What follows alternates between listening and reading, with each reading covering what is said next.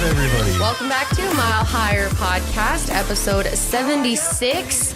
We are here. Sorry we missed an episode last week. We did not want to have to do that. We tried our best to not have to do that, but it ended up happening anyway because we were living at my dad's house for a little over a week. What, 10 days? 10 days we were without a house. Yeah, so that was insane. We were living in his tiny house in the backyard, which actually tiny houses are pretty lit, just saying. Yeah. Just kind of a hard place to podcast, really. Yeah, no, not a good space to podcast, but we're here now. Now we're in the house and we have the old setup back. We decided to just kind of rig a setup for now because we are planning on building a studio on our land, but that's obviously going to take a little bit of time. We have to go through permits and building and contractors and everything. So for the next, month to 2 months, you guys are going to be seeing us in the original format here in front of our green screen. Yes. Handy dandy, never lets us down. No, it works fine, Like, whatever. I kind of miss the green screen sometimes. Yeah, it's fun because you can kind of switch up the background, switch up the vibe. Exactly. Maybe we'll put like a Cape Cod picture up today because today we're going to be talking about Cape Cod, a case out of Cape Cod, which I thought would be interesting to talk about because so many of you probably do go on like trips to Cape Cod in the summer. It's a really popular vacation spot for a lot of families. It's like tradition to go there every summer. And I thought this was kind of an interesting summer case. Yeah, it's a really tragic story, FYI. But really tragic. It's interesting. Just there's so many aspects to it, different angles to look at it from. And this is one of those suspects. It's a real kind of like whodunit type of. It really is. Yeah. Yeah. Like we're going to be looking at a bunch of different suspects. Like you really don't know at the end, like what the deal is. No, or what happens to poor Christa Worthington because it's insane, man. Yeah. It's crazy. So we'll get into that. But first. Also want to thank our sponsors for today. Yes. Third Love, Calm, which we'll need some of that today, Upstart, and Ring for their continued support of the show. But enough of that. Let's get into, oh man, this past week has been crazy. It was hard to honestly just pick three things or three or four things to talk about because in just a week, like the world goes nuts and all this shit happens. Yeah. And one thing that we really wanted to talk about last week or the week before that we forgot to talk about is this Area 51 Facebook event. Storming the gates of Area 51. Yep. This has gotten so big. I mean, last time we podcasted, this was kind of a thing, but not really on the scale it is now. I guess it's kind of ramped down by now, but it was getting coverage from CNN. And it got the attention of the actual base itself. Yeah. Because like on Facebook, 1.9 million say they're going. 1.4 million are interested. Okay, so let's pretend 1.9 million actually were going to show up at Area 51. What would happen? What would that be like? I think, I think that how the hell are they going to get into it for one? Even if they all 1.9 million just walked up to it. They are going to, what isn't it called? Natoro Run or whatever? What is Naruto Run? Yeah. Naruto Run. Do you know what that is? Yeah. Pull it up.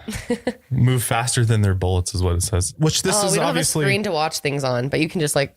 No, but this is like obviously a joke, right? Like the guy who made it was a streamer. Because they say in the description that's the run that you're supposed to have to be able to get in. It's a good one. It's a good joke. I thought it was funny. I'm sure the people hosting it are actually. Well, it's a meme. No, it was a total joke. It was a streamer. Hosted by shit posting because I'm in shambles. Yeah, it was literally a streamer that started as like a joke pretty much. Yeah. Okay. And then it just went viral and it became a literal meme. Like all the memes come out of it. There will be people that go though. Oh, yeah. Well, I think there's going to be some people that are being serious about it. And the Air Force is like, please be aware that if you show up at Area 51, America will guard our assets. Yeah. And basically we will shoot you. Yeah, if you come near us. They have shoot on site orders. They have their own security branch at private security. Forever 20. Oh my God. Whoa. Don't fuck with Forever 21, it might as well be a Forever 21 though, honestly. I'm sorry. I don't know what my brain just did. It's all right. The 21. Area 51 has its own security group that guards Area 51. It's a private security it's private. force. It's not U.S. military. It's not police. It's just like these random dudes in trucks and stuff. Camo dudes. Yeah, the camo dudes is what they call them. Yeah. And they will fucking kill you. So I mean, don't go to Area 51, guys. If anyone out there is listening to this and you're planning to go to Area 51, well, you can go to Area 51. This. You can go to the visitor center. Yeah, go to the visitor center, but don't try to Natoro whatever the fuck run in there and get your ass into the aliens. Dude, they will. Yeah, they will. Because first of all, like if you haven't seen, Josh and I have done a podcast on Area 51. If you are curious about Area 51, I definitely recommend checking that out. We also did a video as well that was good on my channel. But I mean, if you don't know, chances are there's probably nothing at Area 51 anymore. Anything really juicy as far as aliens go. No. Because they know that like people know about it now. But for a long time, Area 51 was not acknowledged by the government until 2004? They acknowledged it or something? I forget the exact date, but it was... It was not that long ago. Up until that date, they, said that it wasn't real. So I think once they acknowledged it, they probably moved a lot of things. Well, they like declassified it pretty much, like the name and stuff, and confirmed its existence because, before that, like Bob Lazar, he was the one who really brought it to the public's attention in the 60s. And that's why it got so popular is because, he worked on flying saucers or whatever. And I mean, do you think they still have the things that Bob Lazar worked on there anymore? No, I don't think so. Because it would be a major security risk with the amount of people that know about that. Totally. They would not keep it there. And there's so many bases. We've looked at underwater bases, you guys. All over the world, there's underground bases and stuff. Yeah, secret stuff. I mean, there's plenty of other places for them to keep stuff. So I think the people going into Area 51 are going to be mistaken. Yeah. And I mean, it's an Air Force base after all. So it's mostly used for testing, and they probably have some like secret weapon type aircraft, things like that. I'm sure they have stuff like that. I'm sure it's still like highly protected. There's some stuff in there for sure. I think they storing alien bodies and spacecraft? Yeah. I don't know. No, I think that ship sailed a long time ago. I think that would be pretty stupid of them to keep it there, considering everyone knows that that's what it was for. Yeah. No, that would be so dumb. So what do people think? They're just going to storm in and there's going to be like little aliens behind bars, like, let us out, let us free. And they're going to just like bust everybody out. The whole place is probably so coded and protected. Like, good luck trying to break your ass through all the different levels and get to anything good. Yeah, seriously. You're going to get to like the Chow House. Good luck even getting anywhere close to it. Like those people, they're out like, it's not like they're only watching the building. They are monitoring miles of area around. You won't even get close to the building. Yeah, no way. You'll be shot long before that. Yeah. So good luck, fellas. What day is that? September 20th. 20th. Oh, sorry, guys. Stop. The dogs are still, we're in the new house, so they're still like barking at every single sound. I just kicked the desk. There's a motorcycle. Oh, that's what they hear. A motorcycle. We heard it last night. There's somebody in here that rides a motorcycle that's like going crazy. Someone was riding it like crazy last night. It almost scared me. Bernie's like, let me at him. All right, well, moving on. Yeah. So don't go to Area 51 is the moral of that story because you're not going to live. Basically. So the next thing is actually really scary-ish. Well, let me know what you think about this. So a whistleblower who is working for Apple has revealed recently to The Guardian actually that its popular voice-activated virtual assistant Siri, now in millions of households, which I'm sure that number is much larger, regularly records people having sex and captures other countless invasive moments, which it promptly sends to Apple contractors for their quality control. That's what they say. They're like, we have to gather all this information. It just so happens to be all the juicy stuff. And then send it to our contractors. What do they have to hear in people's sex life to improve the audio? Yeah. That's really freaky because, like, think about it. I was thinking about it earlier. You probably have your phone somewhere near you when you have sex, if you are partaking in such things. And, I mean, it's always near me. No matter what I'm doing, my phone's, like, in the room. So it's always there. No, it is. It's listening, It's I guess. always, it is always listening. So that's like really freaky to me. I think that's so, like, it's stuff like this that's like Black Mirror shit, like we really don't have it's very invasive. That's so invasive and scary to think that people like, what if there was like blackmail? What if they could use it to like blackmail you or something? No, that's a fear of it is. Not that anyone would want to hear what's going on. Well, I mean, there's a lot of things. There's a lot of people that have a lot of juicy stuff going on in their lives, like people that have affairs or like private things they don't want people to know about, like secret things that they're doing or, it's just, that's insane to me. So a specific example of this One of the insiders said that there have been countless instances of recordings featuring private discussions between doctors and patients, which is fucked. That makes sense too, because you always have your phone in there. Right. Business deals, seemingly criminal dealings, sexual encounters, and so on. It also shows your user. Alone. Not only does it capture recording, it's also showing your user data, including location, contact details, and app data. So that's all scary. This information about where you are geographically, as well as what you're doing and talking about, is being sent to third party. We don't even know who they are. I don't even know what company it is. This is an anonymous guy that came forward to leak this stuff. But it's like, what the fuck are they really doing? You know, what are they doing with all that data? Are they really are they really using that to, you know, improve Seems like there's got to be better ways.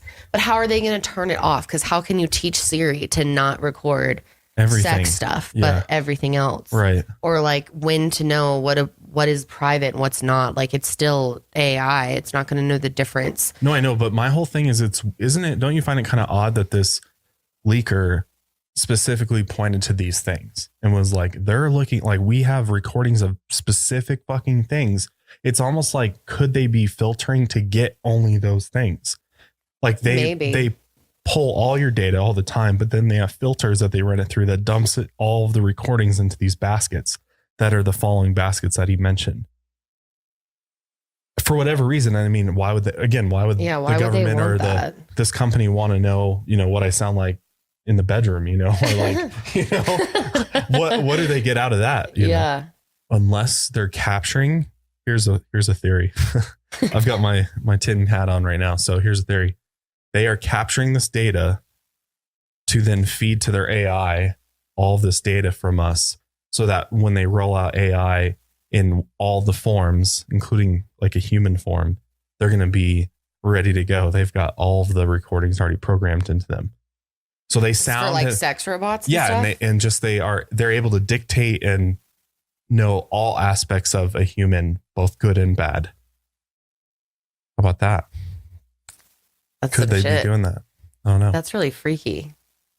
I mean, why else are they doing this? Come on. It's not just to fucking improve her dictation. She sucks as it is. Yeah. She really it's clearly not working if you're trying to improve your dictation. I know. So she's just... But how are they supposed to like pick it all up and like know when to stop and when to... So it's really just of whether or not they should be able to record or not. It's always recording. That's the thing, is it feels like. That's crazy. Or it's that smart that it can just capture those moments because that's what it wants. Mm-hmm. That's so weird and so creepy, but it really is. Yeah, that's what you got to look forward to with Apple, guys. But at the end of the day, it's like, do I really care? Like, do I have anything to hide? Do I really give a shit? Like, I have nothing to hide. I'm not doing any criminal dealings yet, but you know, I'm just saying, like, you could, you know, that whole bit, like, could it get to a point where we're being monitored and, you know, this instant you say you're going to do something bad, you're like reprimanded. Mm-hmm. That'd be crazy. That might be where we're headed. That's scary. The worst case scenario. But let's move on to some lighter news. Yeah, this is really interesting. So there's a study that has found that cannabis can relieve pain 30 times better than aspirin, which is so interesting to me because I have never gotten any pain relief from aspirin right. ever. Right. Like whenever I take Advil or aspirin, I'm always telling you like it doesn't do shit for me. And you're always like, babe, take an Advil. It'll help. What you're always, I mean, I know, but it doesn't do anything for me. Like, but marijuana does. Yeah. Well, now we know why. It's 30 times. It's the cannabis plant itself. It has these molecules called canflavin A and B, and they're the actual molecules that are providing that 30 times, you know, efficiency when it comes to pain relief. Mm-hmm. And I mean, it just goes to show you that, and the more research we do on the cannabis plant, I'm telling you, there's going to be a million other things that it's going to help with. And we're going to be able to prove scientifically that this is legitimate medicine. Like cannabis is a legitimate medical plant and a medical remedy that's natural and doesn't have any bad side effects to it. They're only learning more. And the more and more research that goes into it, the more we're going to learn how to utilize it and how to cure insane diseases, incurable diseases that they say. Cancer even, maybe. I mean, probably no. Yes. There could be something. There's been cases of, you know, people with tumors that doctors say this is terminal. You're like, this cannot be removed. And then cannabis oil, massive amounts of it, treats it and shrinks it. Totally. Completely. And seizures. I mean, what I've seen a little bit of cannabis oil do for people's seizures is unbelievable. It's truly remarkable. It's a medicine. It really is. And it's like a natural gift to the earth. And I'm so tired of judgment about it. You know, I've just gotten over it.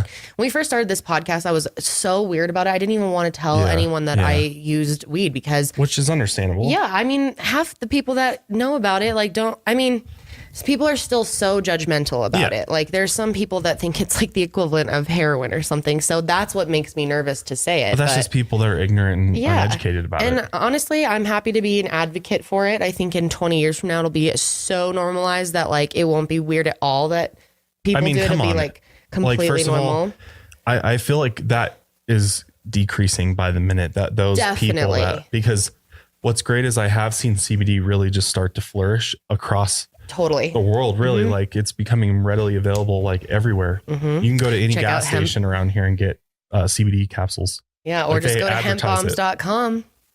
Or go to hempbombs.com, use code MILEHIGHER.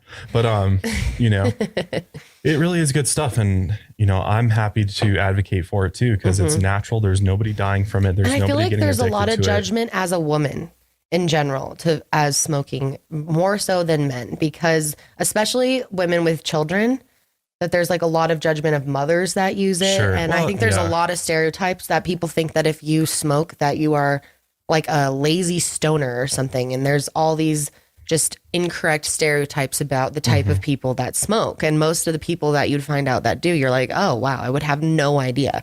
Like some of the people that I know that do, you would never know. Oh no. And that's the thing too, is anybody that is on that other side, I would just love to be like, just come to a dispensary with me on a busy Saturday afternoon. It's like going to the Apple store. It's literally like it's better than going to your liquor store because everybody there is happy, wants to be there, is in a good spirits. No one's addicted. There's not like, there's nobody like in there around, like dealing with stuff. It's very normal. It's like going to the grocery store, to be honest with you. Like, there's the same people clientele of all ages, like older women, older men. I mean, it's not always what people think. I mean, people have a very warped version from like movies, like Super Troopers and stuff of like what a stoner is. Yeah, totally. You know, like yesterday I was just there or Pineapple picking Express up and it was super busy. And I love it when it's super busy because I love to just see who shows up. And it was the most widespread, like right before me, there was like a little couple that were like in their 60s. And they're like, we're not really sure. This is our first time. I think they were from out of state. And they're like, this is our first time being here, but we just want to try some of those gummies. And they just bought some gummies. And that's what's awesome too, is I think there's so much stigma and around smokers, versus there's all types of ways to consume it. You can vape it. You can you dab it. You can literally, eat it, drink it now. Like there's so many ways to consume THC. Keith Cola, baby. Look it up. Yeah. Delicious cola, refreshing on the tongue. But I think the stigma is melting, and I think we're going to see it legalized in America. And that's why I'm over it. Like, I don't care anymore. I'm just like, whatever. No, I don't give a shit. I don't give a shit. It's the most real thing that I know. Yes. It's the most surefire thing that I put all my faith and I put all my money into that plant because I believe in that plant 100%. And I think you've seen just the effects for me, like for sure. If everybody in the world used some form of cannabis, especially one that was psychoactive, I think we would see a much better world. Just people would be way more understanding and open-minded about life and just everything and understanding. And I'm sure any of you out there who have like any type of pain or something like that if you do use it, you probably agree that it helps so much. Like it blows everything else out of the water, where it's just like everything else becomes useless. Like Advil, I could give a fuck. Yeah, it works better. Like CBD works better for a lot of people for sleep and things like that. It's the best medicine, man. But we could go on all day about that. The other thing I wanted to mention though is literally a giant asteroid went right by the Earth and we barely noticed in time. Like we had no idea that was happening. Like we had a few days heads up and there's a giant asteroid that nearly struck the planet. Oh my God. It was 328 feet wide. It was only 70,000 kilometers from Earth. And they saw it like in Australia, like race over. Wow, that's scary. Yeah.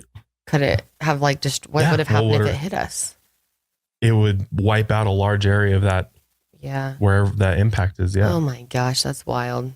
That's crazy. We're like in a constant threat of being just pummeled by an asteroid, a giant space rock at any time. That's what's crazy too, is like we can have all the anxiety like here on the planet about our lives and the world and the government and everything else. But it's like, at the end of the day, like the universe is in control. And if it wants to fire a giant asteroid at us, like it's going to, and there's not a damn thing we can do about it. And that's just the way it is. But like, it also could not happen. So you can't live your life in fear. Right. And it could just go on being fine and missing us just so slightly, So, count your blessings. That's my moral of the story right there. All right. Well, with that, we wanted to get into our sponsors for today. So if you're anything like me, you've had a bad experience when it comes to bras. I've always hated bras. And a few years ago, I got a breast reduction and it was really confusing to figure out even what bras to get after that because my size changed and everything. And that is when I found Third Love, which is our sponsor for today. So I've been a customer of Third Love for a while. I truly love these bras and they are the only bras I will wear. Seriously. The coolest thing about it is they have a quiz on their website called the Fit Finder, where you go through kind of like a series of questions and they go off a bunch of different data and they find your perfect fit. And I actually found out that I was wearing the wrong bra size for like a few years since my reduction. And I recently retook the quiz and was corrected. And I've been a lot happier in my bras since. They have more sizes than other brands. In fact, they offer 70 different sizes, including their signature half cup sizes. It's very convenient because you don't have to go to the store. You just hop right onto their website. Every customer has 60 days to wear it, wash it, put it to the test. And if you don't love it, you can return it and Third Love will wash it and actually donate it to a woman in need. Returns and exchanges are free and easy, which is awesome. Gotta love an online brand like that. And it is hands down going to be the most comfortable bra you own. And I'm serious about that. They are not only comfortable, but they're also really pretty. Like you don't have to sacrifice the style to also get the comfort with Third Love, which is why I truly love it. Third Love knows that there's a perfect bra for everyone. So right now they are offering our listeners 15% off their first order. Just go to thirdlove.com/milehigher now to find your perfect fitting bra and get 15% off your first purchase. That's thirdlove.com/milehigher for 15% off today. So if you follow me on any of my social media, you know that I love to take a bath pretty much every night before bed. And one of my favorite things to do when I take this bath is use a calm meditation, one that is focused on sleep, because I know as soon as I get out, I'm going to get in my nice warm bed and drift off to dreamland. What I have realized since I've started having a bunch of health issues related to my autoimmune disease and whatever else is going on, sleep is one of the most vital things that you can give your body. I notice a huge difference if I don't get at least 8 hours-ish of sleep. It can affect your cognitive functions during the day, how you're feeling overall. Sleep is one of the most vital things in your life. And that's why we have partnered with my all-time favorite app, Calm. This is the #1 app for sleep.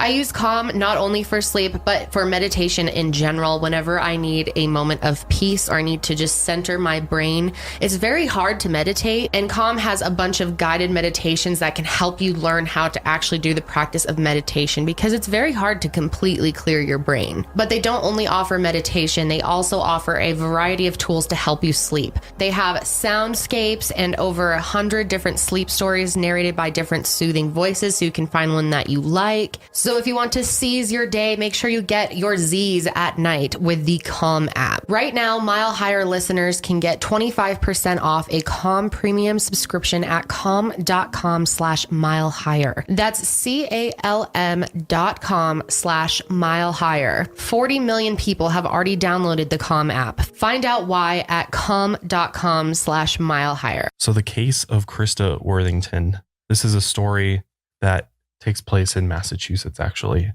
Mm-hmm. And Christa Worthington, she was born on December 23rd, 1956, and was a local native to the Massachusetts area, lived in a suburb south of Boston, which shout out to Boston. Never been there, but I think it's pronounced Hingham.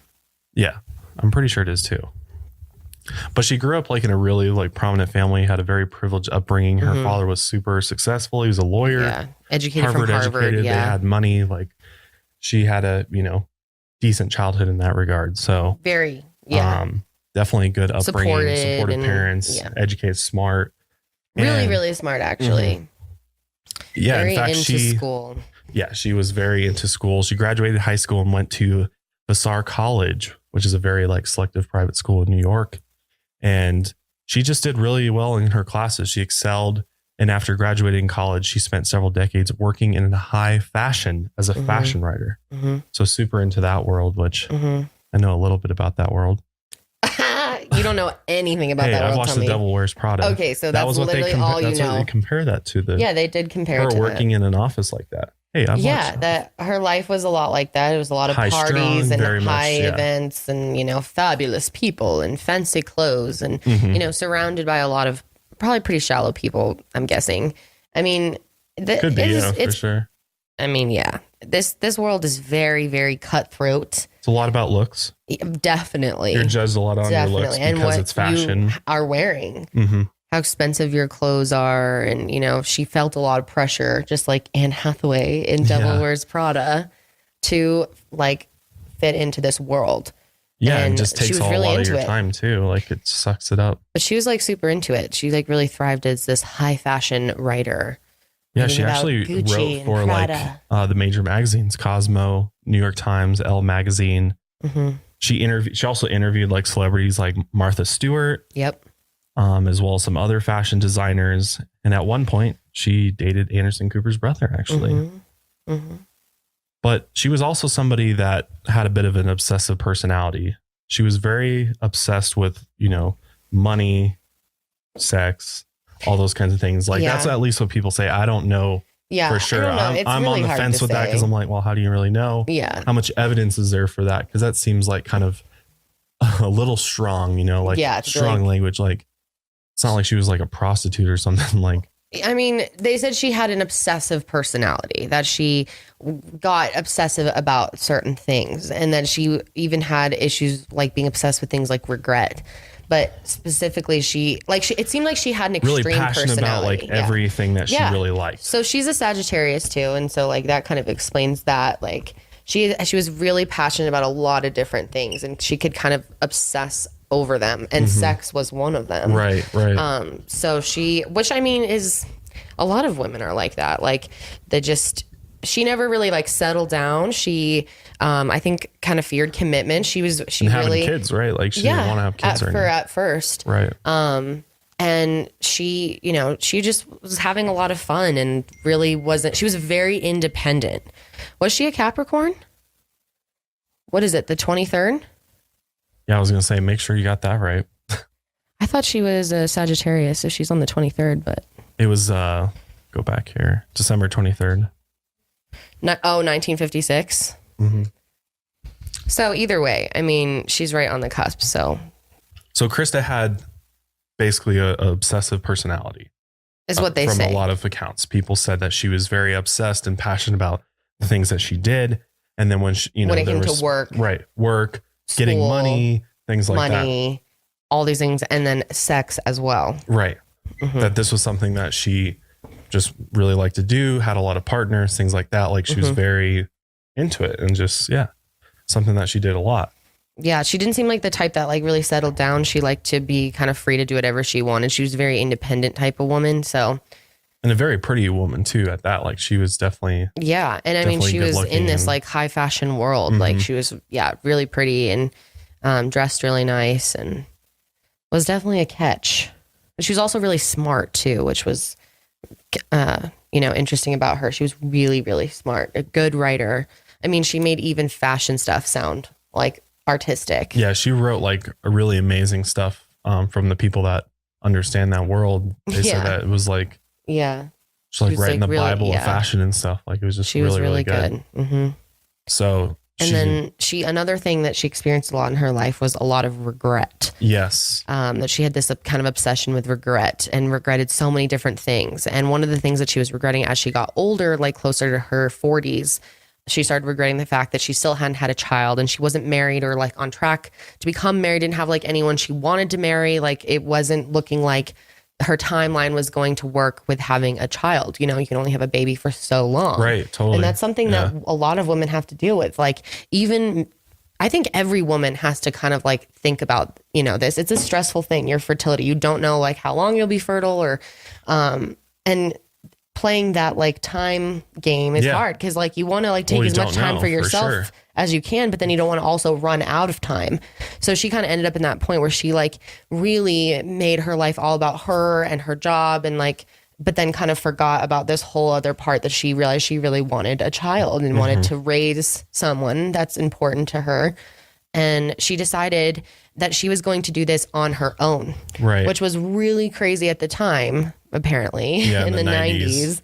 Like no one apparently was doing this. Find a sperm donor, basically. Yeah, and just raise a child on her own, which was I thought was really cool and unique that she wanted to do that back then. You know, you don't just hear shows how of like many independent women she doing is too. that. Like the fact she was so confident in doing that and she just did it. Yep. Because like, I don't need a man. She could handle it. Like she didn't want to just like go settle for someone to like fill that void. She'd rather just do it by herself. I thought that was kind of cool. So her plan was kind of to just start dating a bunch of different random guys and secretly trying to conceive, which is honestly really fucked up. You probably should not do that. Surprise, man. You're dad.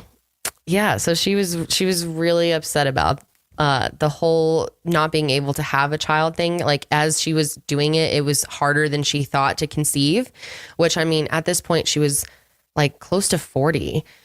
So it was going to be difficult. But she still had faith that it was going to happen. She had a feeling that she was going to have a child. So she kind of didn't give up completely yet. And she was really public about this. She actually went on TV to talk about this. She went on, what was it? Like Oprah or some, I don't remember the TV show, but it was just like a talk show type thing. I don't think it was Oprah actually, but she went on to talk about like how unusual it was for a woman at that time to try to conceive on their own, which I thought was interesting that she wasn't like using a sperm donor and stuff. She was just trying to like see if she could get lucky pretty much.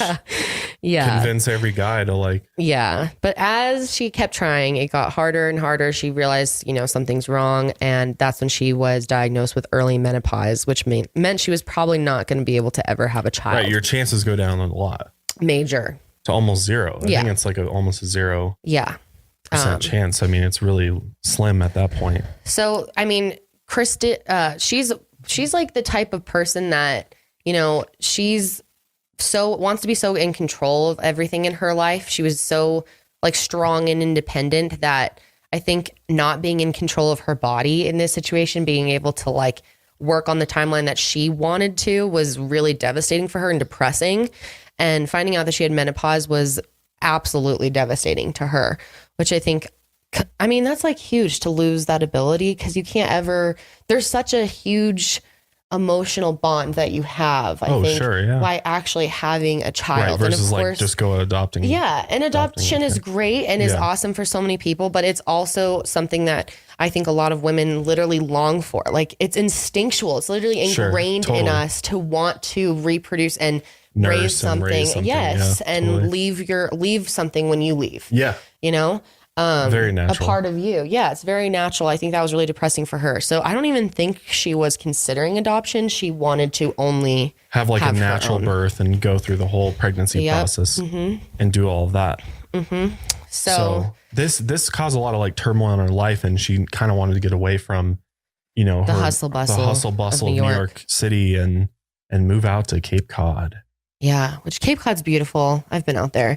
When we first met, that's actually where I went when I first met you. So what was that? Almost 9 years ago. And I was in New York City, funny enough. Yeah, you were at the same time. Yeah. Weird. But yeah, I mean, beautiful place. So many people take trips there. I was just watching someone's vlog who was there for a vacation. It looks so nice.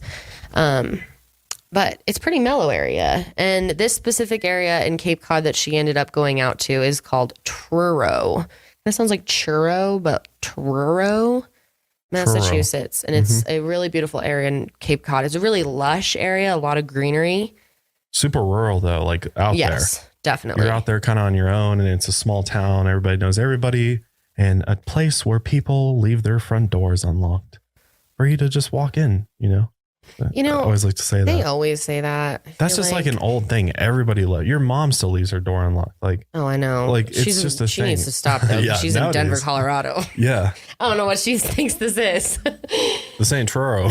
No. But yeah, I mean, they said this is typical. There's no crime here. Nothing ever happens here. And then it did. And it's shocked the community. So let's talk about what happens. Yeah. And her family was like really well known in Truro. And for generations, they had owned houses out there. Mm-hmm. So when she went out there to move from New York City, she was going to a cottage at 50 Depot Road, which her family owned. Mm-hmm. And it was on the harbor, and it used to be her grandmother's. And she thought this would be the perfect place. It's this cute little bungalow on the beach. Yeah. It's honestly a cool little spot. Mm-hmm. Great place to just chillax for a bit. Yeah.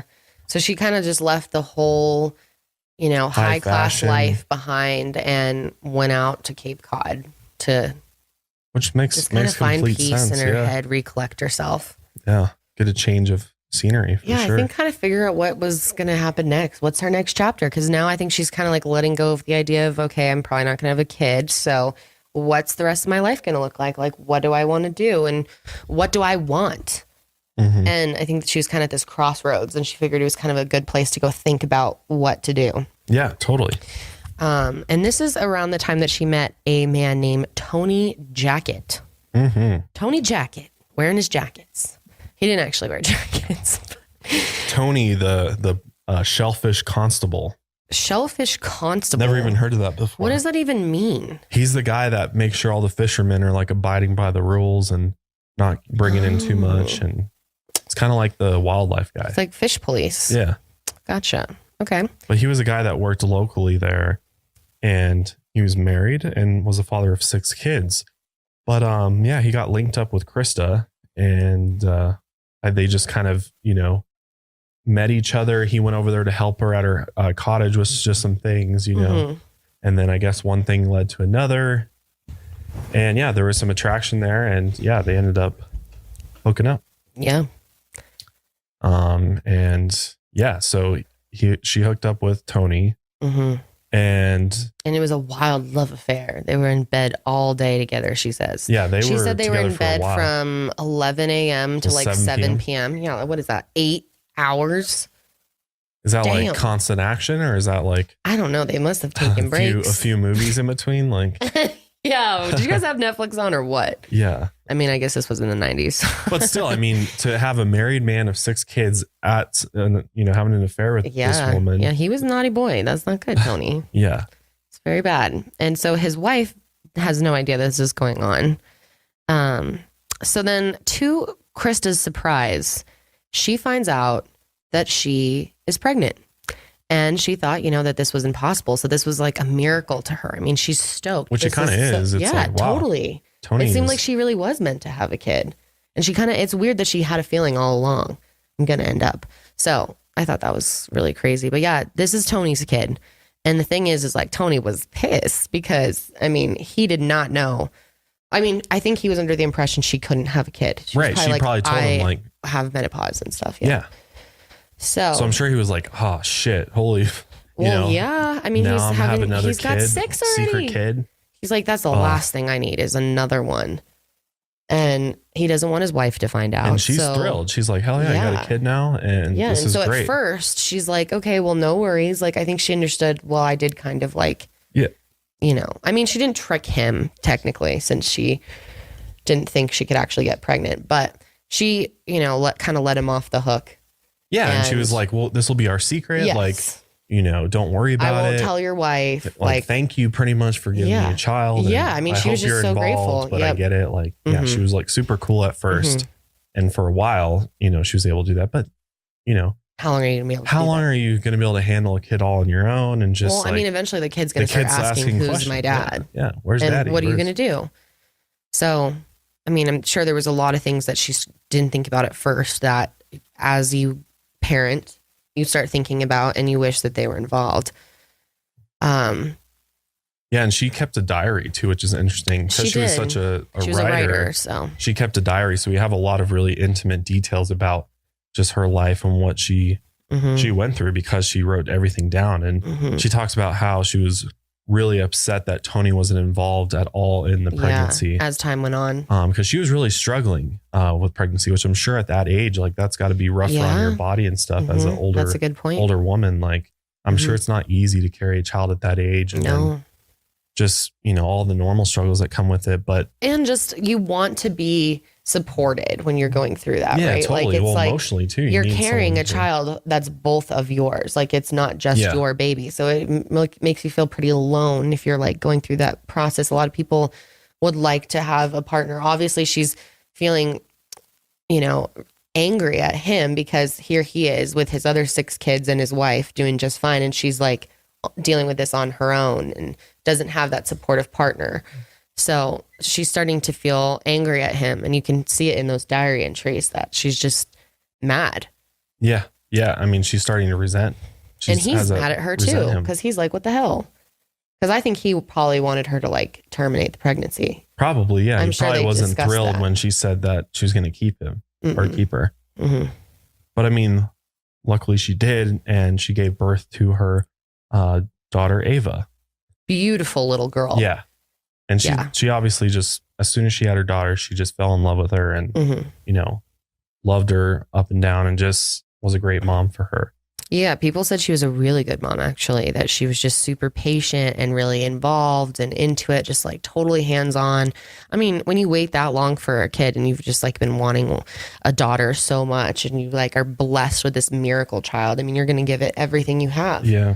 Yeah. And she really did. So Ava was pretty lucky that she had her as her mom because she was so into it. So she kind of made up for the fact that Tony wasn't even around. Right. Because even up till the time that Ava was 1.5 years old, Tony's wife still had no idea that he had this other kid. Until Christa decided that it was time to clue her in. Like, yo. So she wrote a crazy note. I mean, this is insane. She decides to write a note to his wife. I don't know what her name is, Susan.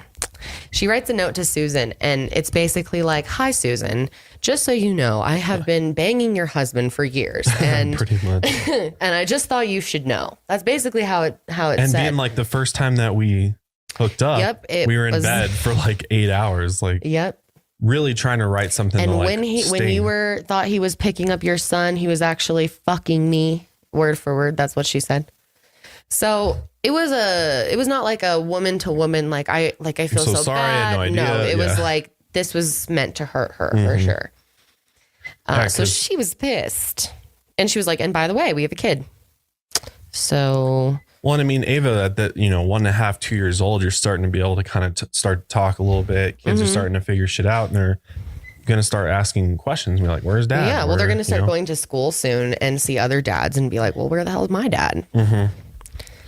But the good thing that came of this is that Susan, Tony's wife, was actually very accepting. I mean, as much as you can be in this situation where she took, was like happy to take Ava in and Christa in as family in a sense. Like she did. She wasn't happy, but she was, at least willing to deal with the situation she was in. I feel like a lot of people would freak the fuck out, be like a divorce, blow up, like. Then Tony would be a single guy. So like Susan invited them over for Sunday dinners. Like they got like close, and they started building a relationship with Ava, especially. That was like their main goals. They wanted him to have a relationship with her. Yeah. Because I'm sure Susan was like, you need to be there for your kid, dude. Yeah. So that kind of gives you a little bit of backstory on, her and kind of the situation that she's in, entering in to the fall of 2001 when things kind of start to unravel. So obviously in Cape Cod, it's way up north. And as the summer comes to a close, it gets fucking cold up there. Like it turns into a wasteland up there. It looks like there's nobody out. It's just cold as shit, Dude, that's where the pilgrims showed up to in the snow in the winter. They came in like December. That must have been crazy as shit. Yeah, dude. They pulled up. They were like, damn it. We should have planned this better. We were shooting for the Bahamas, but damn. What is this place? This is the South Pole? Yeah, that probably sucked really bad. But yeah, it gets really cold there. And especially in Truro, like all the tourists that come for the summer, people have summer houses there, go back, they don't want to be there in the winter. So exactly. So there's she less was people. there. Yeah. It's a touristy town. Yeah, it's like a summer vacation destination. So she was out there still in the winter, all by herself in her bungalow, just trying to raise her kid. And at this time, she's 46 years old and a single mom way out in the Cape Cod all on her own. That's really scary. I cannot imagine that. I'm such a baby. I have gotten so used to. Can you handle that? Could you ever do that? No, I'm so used to having Josh home. Like, I don't even know what I would do if you had like business trips or something to go to. Like, I don't know what you do. Like, I know what I would do. I'd have her ass over, sleep over. Yeah, you'd have Janelle spend the night. I would be really scared sleeping by myself. That like scares me so bad. I'm such a baby, especially if I had kids. Oh, I'd be a wreck. You can never leave. Yeah, I was gonna say, like, if we had kids, I feel like you would never let me not be there with you. You're a protector, okay? I'm the protector. All right, I'll take that. I'll wear that badge of honor. So, in Christa's story, it's now January 2002, and this is actually the last time that Christa is for sure seen alive. Unfortunately, on January 4th, 2002, there's surveillance camera footage at a grocery store Stop and Shop, where she can be seen with her daughter Ava sitting in a grocery cart as she's pushing her around the store. It's just so eerie to think about when you look at, this is the last video pictures of this person alive that we have. And they're just, you think about where their mind state's at in these pictures and you're just like, she's just at the grocery store, like just like I was. And not thinking about what could happen to you for sure, or what's about to unfold. It's just crazy. So that's the last footage, January 4th, 2002. And then on the following Sunday, January 6th, 2002, 2 days later, this is when her body is discovered. So a man named Tim Arnold, who was somebody who had dated Christa in the past and actually lived like 100 yards away, like just down the road from her. Well, picture it kind of like their houses were really close to each other, but there's kind of some gnarly land in between them. So you wouldn't want to just like walk through the yards probably at night. No. So it would make sense to drive out, go out, because they're long driveways. Right. It's still quite a bit of land. Yeah. They're secluded. Like the houses aren't right on the main street. Like they have long set driveways that go way back into some trees. So yeah. So Tim, on January 6th, decides to drive over to Christa's place because he wants to return a flashlight to her. That was his purpose for going over to her place. And this guy, Tim, interesting character. But bottom line is he had a very intense relationship with her. He lived with her for a while. Really smart, likable guy. He was also a writer. So somebody that she clearly was really close with at one time. And on this particular Sunday, they were watching a Patriots game. And during the game, Tim's father, interesting enough, suggested to Tim that he go over to Christa's house to return her flashlight that he had borrowed. So Tim's father drove Tim to Christa's house. And as Tim was walking up to the front door, he noticed that there were 2 newspapers that were on her driveway that she hadn't collected. Because, back then, that's how you told if somebody was home. Like, they could come out and get the paper every day. And he said that this was really strange. And that when he looked through the front door window, that's when he saw Christa's body lying on the ground, motionless. And he says that the door was unlocked, which is interesting. Because also the door did look like it was kicked in, like from pictures. So, must have already been kicked in, so he just kind of pushed it open and went inside. Yeah. If that's what really happened. But yeah, he went over to her and he felt her face and it was completely cold. And she wasn't wearing pants. She just had a shirt on. Yeah. Yeah. Completely bare. Covered in blood. Bottom half of the body and just, brutally stabbed. Yeah. Just really gnarly. And the worst thing about it is Ava was there.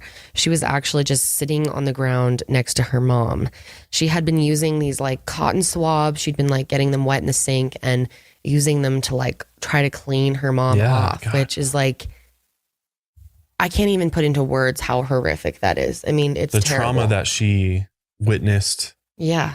And endured that day is insane. Like I can't even imagine. Yeah, literally like I think at one point they said she was nursing on her mother and trying to clean her up. Tim said in the police in the phone call. So I'm imagining so in the 911 call. On the 911 call, he talks about her nursing on her mother's body, but I'm not sure if that's we don't know how much of that is truth or not. But I mean, there's a lot of like suspicion around Tim. I mean, first of all, why did you randomly decide to bring a flashlight over to a single woman at home?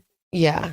So, and like to go with the dad, they like went out together. Like that's kind of. Yeah. And then when he got back, after he told his dad that she was dead, his dad literally asked him like, wasn't his dad in the Tim, car? Did you do it? Yeah. When he told his dad was like, so Tim, did you do it? He came out to the car, which was weird. And he said, Christa's dead and spelled it out DEAD. Because he grabbed Ava and brought her out too. Yeah. He just seemed kind of shaky in the 911 call. The whole thing was kind of weird, but I don't know. I mean, so he instantly gets put as a suspect, like the number one suspect. Yeah. Which makes sense. Cause I mean, whoever finds the body, you never know. Yeah. And then they find out more about him. Right. Yeah. Cause he's like obsessed with her pretty much. Like he's really into Christa and, he has a long history of like kind of stalking her. And at one point he like went over to her property and decided that instead of like being a normal human and like ringing the doorbell and he did. He rang the doorbell something like a couple times, but then she didn't answer. So he looked, he was probably avoiding him. And so he looked in the window and saw her and she was like really freaked out by that.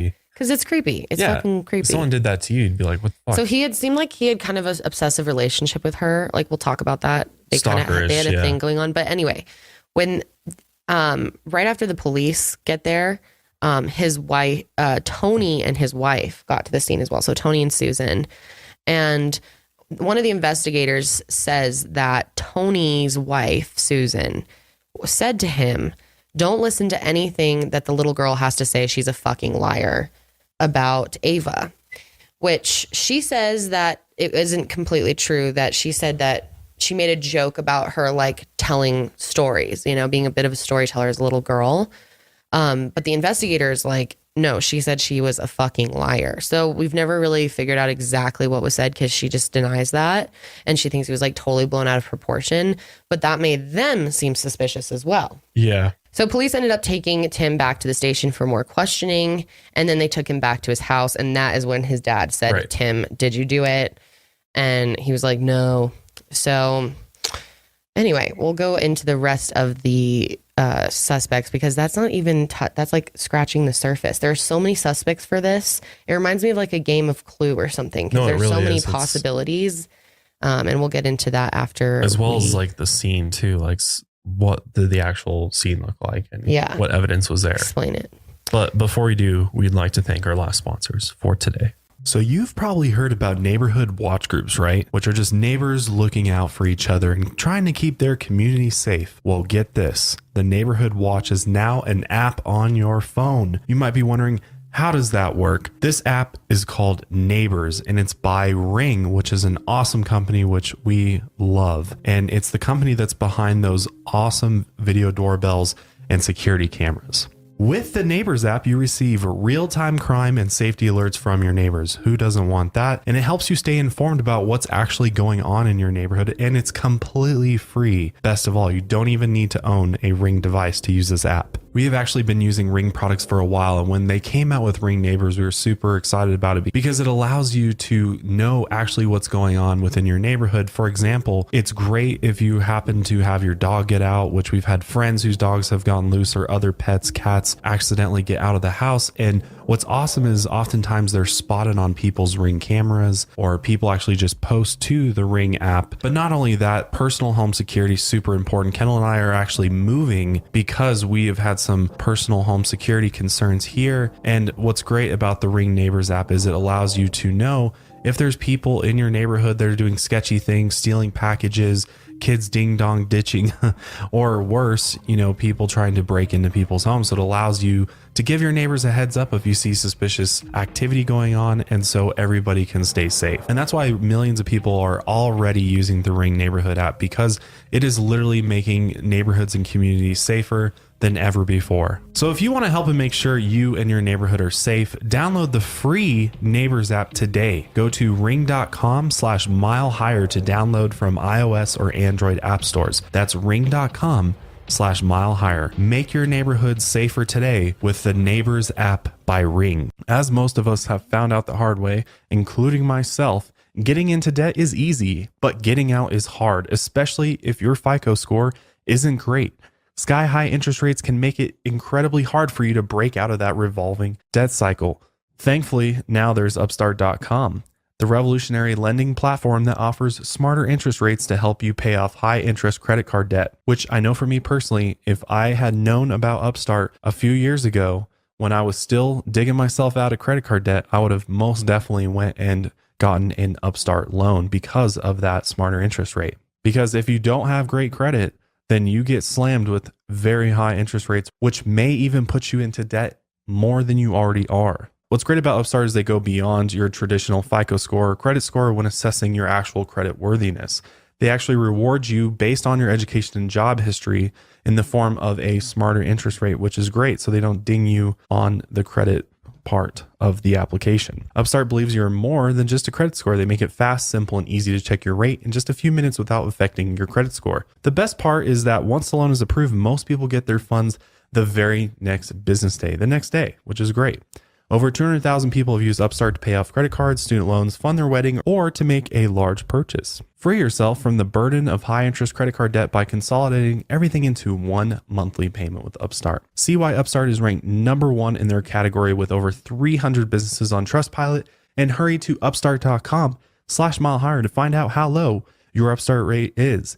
Checking your rate only takes a few minutes and it won't affect your credit, which is the best part. That's upstart.com/milehigher. Okay, so let's talk a little bit about the actual murder scene. So Christa's car was parked outside of her house and the keys were also outside of the house.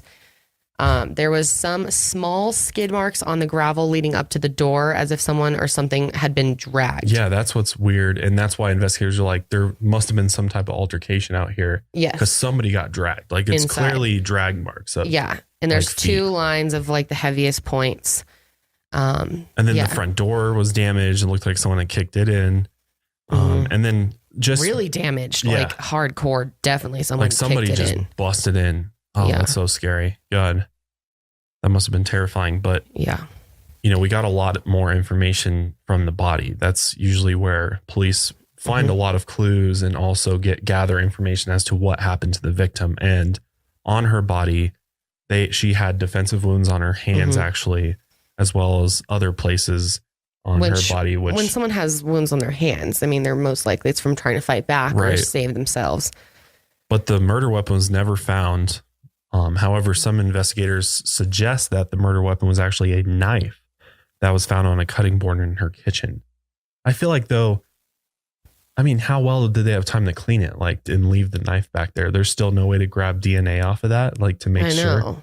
Like, and that's, again, it's like the whole thing is either we're not getting all of the information released or they just straight up fucked up and they didn't test everything for DNA. And this is what Josh and I were talking about a lot earlier today, is just how unprepared a lot of police stations are for murders like this, especially in towns like Truro. Well, they say it's like half a century that there were since last time there's like literally had like never happened there like this before. So the police were completely underprepared for something like this, and the crime scene was just a mess. I mean, the worst thing that they did was put a blanket on top of her, which I think they were trying to like show decency and cover her bottom half because she was naked.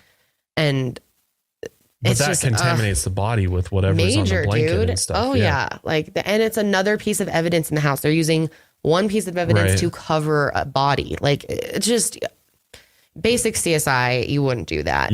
As well as not taping off the crime scene itself. Like, you always tape the crime scene and create a perimeter around it and protect it, because that is where all of the information, the forensics are.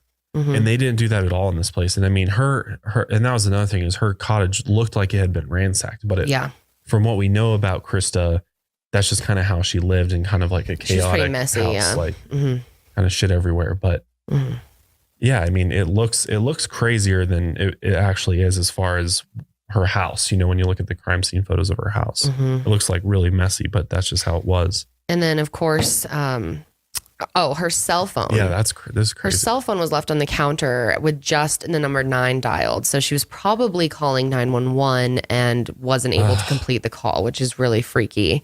So it makes you think, I mean, she was probably conscious and knew something. I mean, just knowing her in that moment, she must have been so scared knowing that her daughter was home too. And there was a threat to her as well.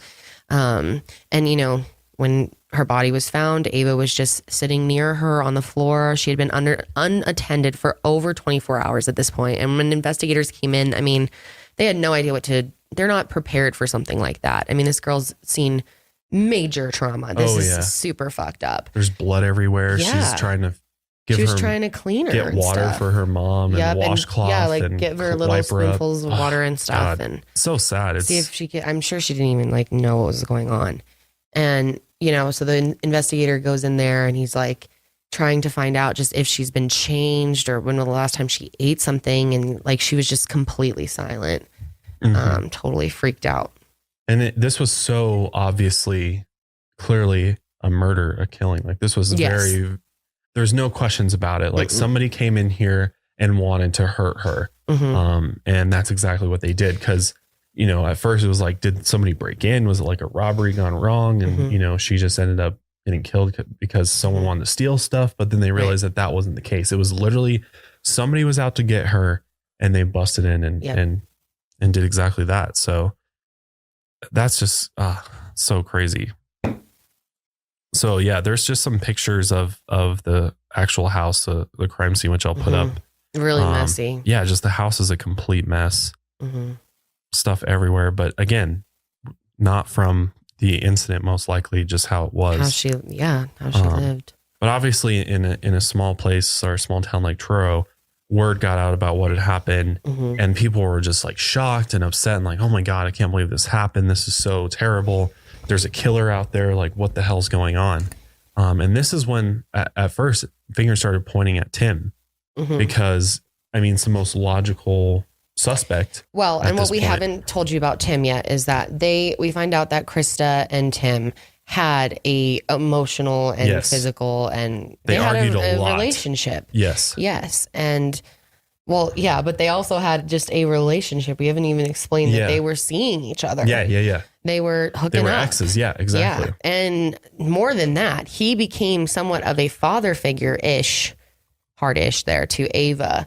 But to the point where he would even want to, you know, see her after they were together. Like he saw her as somewhat of a child to him in a way.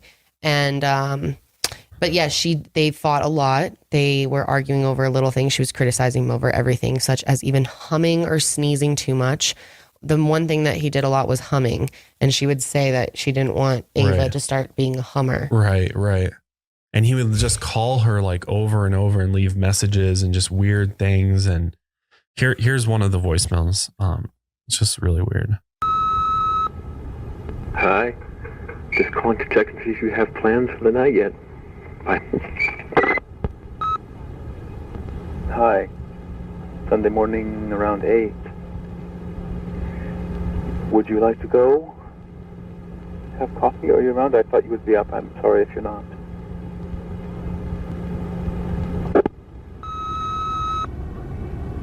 Christa. Hi, Christa. What's up with the movie? Is that a problem?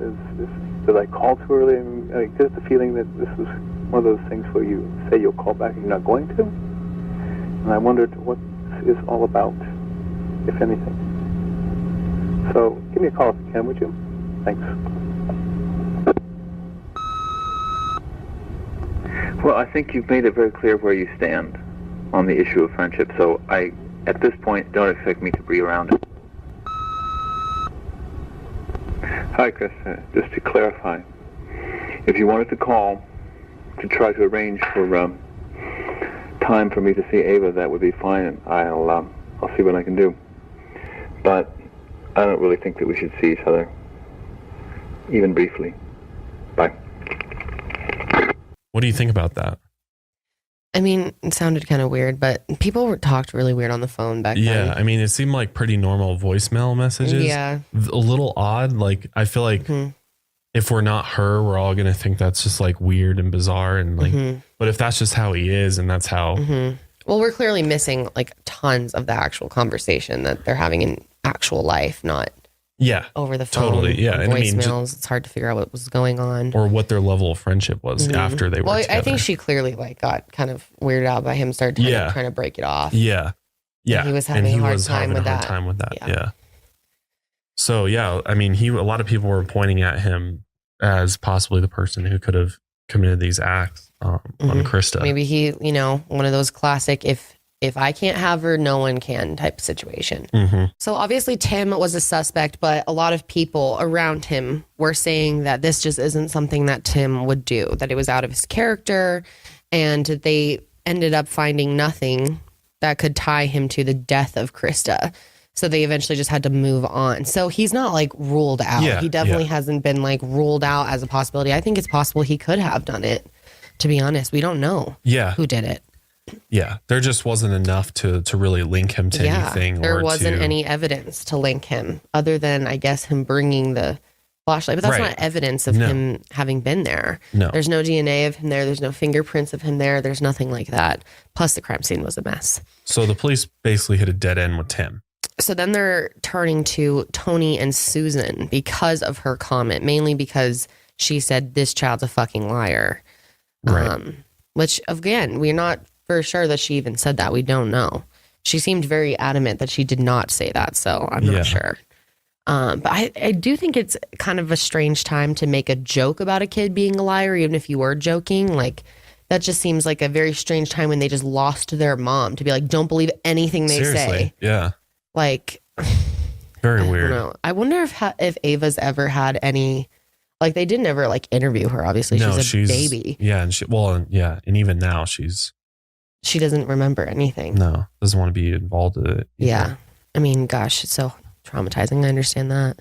But I mean, I get why investigators went to them and were like, okay, well, let's look at who else was close to her. Maybe Susan did it because I mean, first of all, they found those notes that she had written, and they look really bad because they were so angry sounding. Yeah, they were. They could have clearly fired up something in Susan and made her snap potentially. Yeah, it's happened before, so why not consider that at least? And that's what they were thinking is it's a possibility that she may have gotten angry enough and did something. But why, like, think about it. Why would she want to kill the mother of Ava when she's, I'm sorry, I'm shaking this table so much. We have we have a card table with our old thing from our festival on top. Anyway, no, why would she want to kill Ava's mother when does she want to then be in charge of Ava all the time? Because guess who's getting her next? It seems like stupid to kill off her caretaker of this child. It doesn't really make a lot of sense, especially when they were trying to have a relationship. She was inviting them over for dinners and stuff like that. But also just doesn't make sense too. Like, out of anybody, shouldn't she kill Tony for doing it to her in the first place? Yeah, but she definitely could have had her anger more. But she was like, he was just a naughty boy. Yeah, she called him a naughty boy. It's like, seriously? He was a naughty Tony. After all that, you're just like, he was a naughty boy. I mean, at the end of the day, they gave them polygraph tests and they did pass the polygraph test, which I mean, doesn't prove anything, but it does show that they were, likely not lying about what had happened or that they were involved with Chris's death. All right. So after Susan and Tony have the polygraph tests, investigators, were doing some more digging into their background, and they found out there was a lot of pressure being put on Tony to help provide for Ava, like we talked about. But specifically, Christa wanted Tony to put Ava on his health insurance and wanted to help provide them with financial support. She even hired a lawyer and threatened to sue Tony if he didn't help, start helping with Ava. Which is only fair. Yeah. And because of all this, investigators were wondering if maybe Tony did something to Christa because he wanted to get her basically off his back and not, provide those things. But again, what is the point of killing your daughter's mom? Because then you're going to have, a child to take care of, which in reality, he ends up not taking care of her anyway. No. She moves in with one of Christa's friends. Yeah, and was actually, raised by her.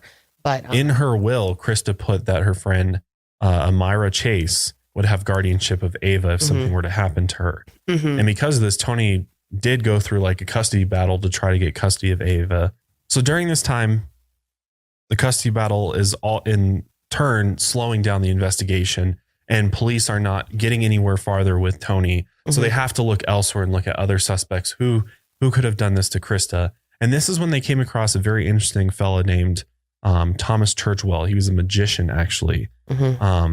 And basically they went to him and pretty much were like, you did this, right? And he was like, yo, I didn't, just because I'm a magician doesn't mean, you know, I would do something like this. That's pretty much how he put it. Like the police literally came to him and, you know, because they're just running out of leads. And only a magician could pull this off. Right. That's the stupidest logic I've ever. The guy was like, what are you talking about? It must be the magician that did this then, guys. Case closed. So yeah, so they didn't find anything further with Thomas Churchwell. So they had to continue looking. At one point, even Christa's own father and his girlfriend were considered potential suspects, which Christa's father, who was 72 at the time, and his girlfriend was 29 years old, an ex-heroin addict and also a former prostitute. And investigators believe that maybe Elizabeth was the one who killed Christa because she wanted to get the money from her sugar daddy. Because he was wealthy, like was she trying to get her out of the way so that she could inherit it? Well, basically, she was hacking into like a bunch of their money, like their estate, because he was help supporting her heroin addiction and all, like buying her a bunch of things, and just a ton of money was going towards her. And Christa was trying to get that shut down, right? And make sure that he wasn't kind of being a victim of a sweetheart swindle, which. I'm doing a video on a sweetheart swindle this week, but it's basically when a young person takes advantage of an old person with money and tries to live off of them. Yeah. And it happens. And I mean, sugar daddy, that makes sense. So it's a possibility. I mean, I get why the investigators looked at that. It's definitely a plausible situation that could have led to her death for sure. And they actually both took a polygraph test and they surprisingly didn't pass. But despite this, interesting. So they didn't pass. You don't know, like polygraphs are so unreliable, but it's They're still not interesting. that unreliable though. They still do a pretty good job at. Yeah, I know, but they just don't hold up at all. Like as far as real evidence goes, no, they don't hold up in court because they literally don't. I mean, they don't prove anything at the end because they're not completely reliable at all. Yeah, but I don't know. I think it's still able to, you know. Could they be deceiving? Because you either pass with flying colors or you don't. And there's scientific reasons behind polygraphs. So if they're not passing a polygraph, there is a very good chance, at least, whether it's 100% or not, that they're not being truthful about some stuff. So maybe, could they have been, or they're nervous. I mean, there's a billion different reasons. We don't know. At the end of the day, we don't know. So after the police, you know, kind of rule out Chris's dad and his girlfriend, they really didn't have anywhere else to turn to. Like they didn't have any more leads. They really didn't have any more suspects. The list was just growing. So there were so many suspects, in fact, that they had to figure out a way to kind of narrow it down and, you know, try to at least get somebody that could be matched up with the DNA at the crime scene, which we, you know, if you remember, they completely fucked that up. They contaminated it. There's fingerprints all over the place. So there's no way to actually like pull any specific prints or anything like that. And as far as on Chris's body, there was saliva, sperm, and DNA on her body from an unknown person. Which, by the fact that she wasn't wearing pants, you can assume some type happened. of sexual probably. Yeah, exactly. So because of these findings, police believe that Christa was involved in possibly some type of intimate relationship before she was killed or during it or something like that. And at this point, the police put out a $25,000 reward to find out, you know, who was the DNA match. They were trying to figure that out. And with no signs of a DNA match in January of 2005, they decided to do something very controversial known as a DNA dragnet, which basically they asked all male residents who lived in Truro, which was about 700 of them, to give DNA samples like willingly. That's unbelievable that they would do that. And they were aggressive with it. They'd like approach you in public, be like, here's the test. And if you don't take it, then that was also part of their reason for doing it, is they wanted to see who didn't want to take it. Right, who'd be like, oh, no, I'm not doing that. Yeah. Because like if you're innocent, you should line up, get your mouth swabbed. No problem, give the DNA. But But that's such an invasion of privacy. It's crazy. So because of this DNA dragnet, this case really kind of got elevated into national headlines. Like people started really hearing about this because this was kind of unheard of. It's very controversial to do this thing, a dragnet. And, you know, it's often frowned upon because it's just it's very invasive. And people are mad. Putting people in positions they don't want to be in. And because of this, you know, things did not get better for the case at all. Like they didn't narrow down the suspects or anything really until 3 years later, they got a match for the DNA on her body. And it led them back to an individual named Christopher McCowan.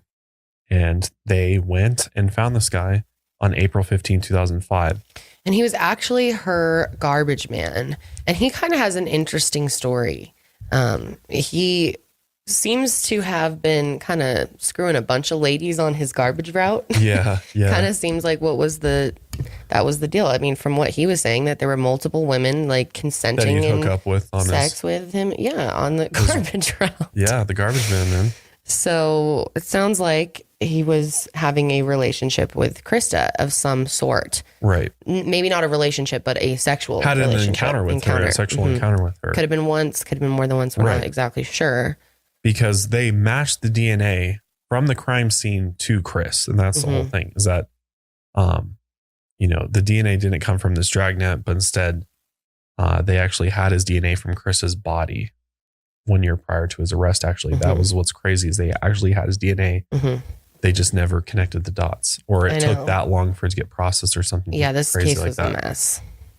But once the word got out that Chris McCowan had been matched, the public started questioning police on why they didn't bother looking into this person, especially the fact that he picked up her trash every week. Like, why did instead, you know, before jumping to a giant dragnet, wouldn't you go look at every male she comes into contact with on a daily, weekly basis? Like, it seems stupid. Seems pretty basic thing to miss.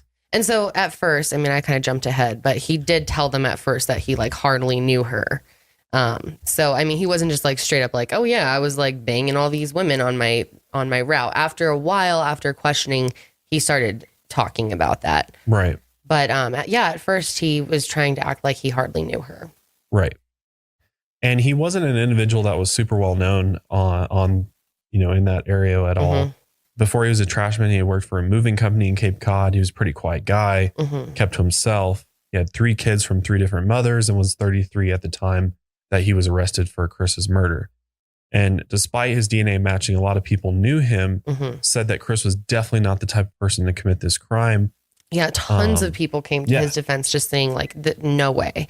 He's just a really mellow dude. He wouldn't do anything like this. But then you kind of hear there's some more to him that makes you kind of question, could he have done something like this though?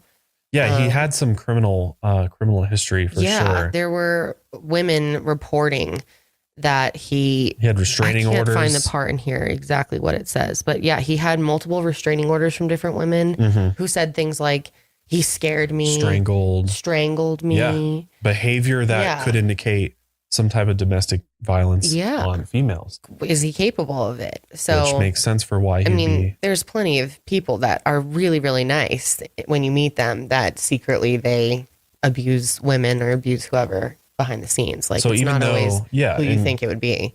Exactly. And even though, you know, you may not seem like the type of individual personality wise that might be able to do something like that, doesn't mean you're not capable of it. And I think people forget that a lot because like, oh, he's just the friendly neighborhood trash guy. You know? But then those people end up being like a serial killer or something. You have no idea. It's possible. That's just kind of how it goes sometimes. Because people are like, he wasn't a fighter. He was never known to have any type of violence. And, you know, people that knew him, quote unquote. But yeah. So people also, because this guy is African American, and a lot of people started thinking that, you know, maybe the police were targeting him because he was a minority in Cape Cod. And therefore, like, people would see him as like scary, quote unquote. Well, I mean, Cape Cod is like super whitewashed. There's only 1.2% of the population that's black. So, I mean, a lot of people were like, are you guys just jumping to conclusions with him because he's like a big, scary black man? Like, that's how they described him in court. Literally in court. They used words like big and So is there some racial profiling going on in a way? I mean, there's DNA here too. Right. DNA doesn't lie, but just from that DNA, you can't determine if he killed her. Like, that's the whole thing. Did he have some type of sexual encounter? Because it was back to, I believe his sperm was what it was. Yes. So the DNA was sperm. And here's the thing with the sperm is after they looked under a microscope, they discovered that the sperm was deteriorated. That they didn't have tails. Like they couldn't even swim anymore. So they were days old. So it could have been from days before she was murdered or a day before she was murdered or something like that. Yeah. It doesn't prove the two coincided with each other, you know? So, and just because his sperm was found there, that doesn't mean that he raped her. It could mean they had a consensual relationship, because we do find out he did have multiple relationships with women on his trash route. Exactly. And so that's why people got that feeling that maybe he was being targeted, because the prosecution and prosecutors brought, you know, all the charges, rape, murder charges for him. And we're really trying to, like, you know, throw everything at him, you Definitely. know, and convict him. So prior to Chris becoming prime suspect, when they were looking at the other suspects, rape was never something that was even mentioned or brought up. Like, that was a brand new thing they brought into the table when they got Chris and arrested Chris for these crimes. They put the rape on him. And I mean, again, there was the sperm that was found, but, you know, is there enough to charge him with that? So now we're getting into Chris's trial, which Chris's trial was the trial of the century for Cape Cod. Most people living there had never witnessed a murder happen in their area. So this was like a huge deal, as you can possibly imagine. The media and the press were all over it, filming it. It was filmed. And during the trial, one of the prosecutors disclosed that during the first 2 interviews they had with Chris talked about not knowing or having anything to do with Christa.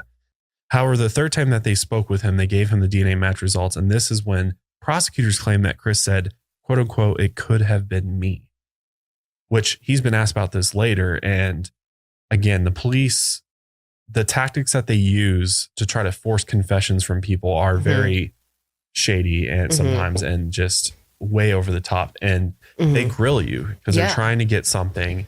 And when they're not, they have all these dead ends, they're going to push really hard. And that's what Chris said. Even at first with Tim, originally, when he was trying to say, "I didn't do it," they were apparently telling him, "Yes, you did." You know, being very forceful about it. And then we find out that Chris, not only was he being, you know, kind of coerced in a certain direction, he also was under the influence of several different things while he was being interviewed. When he got arrested, he was all fucked up. Yeah, on a bunch of different things, he said. He was like, I barely knew what was going on. He was not in like a sober state of mind by any means. So he barely remembers like what he said. So I think that's just so shady when they try to do that. They try to put words in your mouth and use it against you. I mean, there's so many cases of that. It's crazy. It's honestly fucked that they do that. But basically, Chris admitted that he was asked by Christa to come into her house that day to dispose of her Christmas tree that was still in her house. And then after coming into her house to help her with the tree, the two just kind of ended up, you know, getting on in the living room. And yeah, I mean, he hasn't really gotten into too much detail about how it went down, but all he said is the reason he didn't want to tell them is because she didn't want anyone to know. And they agreed to keep it like a secret. And he was trying to protect her. Which makes sense. I mean, if that's what she asked for, and he seems like... Yeah. And I mean, he also didn't know what the fuck was going on the first time they interviewed him. So that's probably why he didn't mention that. So then prosecutors also said that Chris mentioned that he wasn't the only person at the house during that time. According to the prosecution, Chris said that one of his friends named Jeremy Frazier actually drove him home to Chris's house after him and Jeremy were at the party that night she was killed. Prosecutors said that Chris told them he was pretty drunk and he didn't want to get caught drunk driving, so Jeremy agreed to drive him to Chris's house so that Chris could hook up with her. And remember, this is all coming from the first prosecution. Of all, he says he doesn't remember saying this. And he also said that he was, you know, messed up on a bunch of things at this point during this interview. But this is their version of events according to what he said. Right. because his version of what happened that night is completely different. Well, here's another sketch thing: is he chose to not have his interviews recorded by police. Yeah, which is some weird Massachusetts rule, I guess. Like, this isn't a thing anywhere else, but if you don't want to be recorded, you can opt out of it. Although they recommend you do it because it just helps keep a better recollection of what happened. Who wants to write down every word you say? Well, they can like twist what you say. Yeah. Like, I mean, it ends up screwing you over. I think he thought he was like protecting himself in some way, but it makes it worse for you. Yeah, it does. You want the full transparency of what's actually said. So they were just reading what he said. Yeah, and I think they even said that the interview was extremely long, and for how long the interview went, there should have been like hundreds of pages of notes written. And instead the detectives that were working with Chris, trying to prosecute him, had like 27 pages for the whole thing. And, you know, the person that is writing those notes and going to end up giving them to the judge has a lot of leeway over what's in there. Mm-hmm. And so they really were able to kind of craft their own version of events and kind of put, you know, the story, plant the story and kind of force him into accepting it. So the investigators basically say that Chris said that he and Jeremy went to the house after they were at this like juice bar having a nice little party over there. Yeah. No, it wasn't a juice bar. That's what they were calling it, a juice bar. I think that was the name of it, but they were doing hip hop and stuff. But that was like a thing back then. This is like the juice bar. Yeah, I don't know. They're at the juice bar, the local Cape Cod juice bar. And afterwards, he says he basically according to what he originally said, again, we're not know sure for sure if this is true.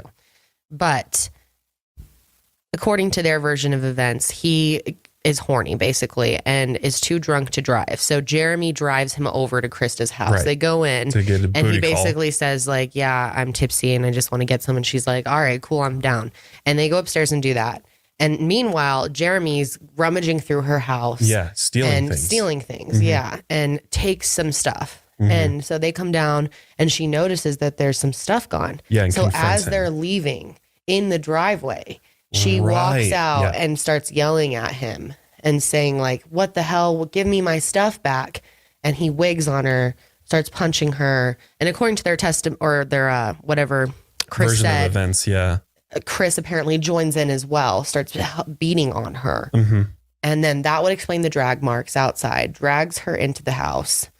And that's where Jeremy grabs a knife and stabs Chris in the chest. Yeah. And, you know, Chris says that he never was involved with the actual killing, that he wouldn't have killed someone. So that was kind of like their story. But then he, you know, was like, no, well, I was really fucked up when I told you guys all of that. And I don't even remember. So he's now saying that didn't happen at all. Yeah. And he wasn't even there that night at all. Right.